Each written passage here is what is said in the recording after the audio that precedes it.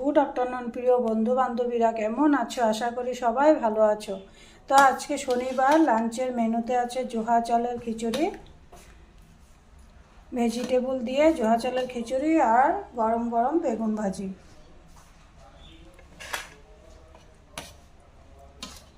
তো চলো তোমাদের সামনে লাঞ্চের থালটা আমি রেডি করি।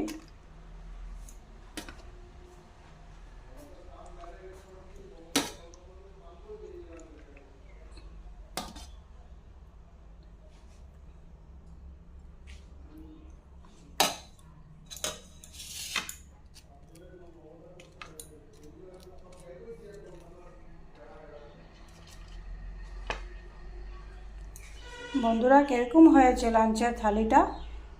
ঠান্ডার দিনে এরকম জোহা চালের খিচুড়ি আর বেগুন ভাজি খেতে দারুণ হয় না বন্ধুরা?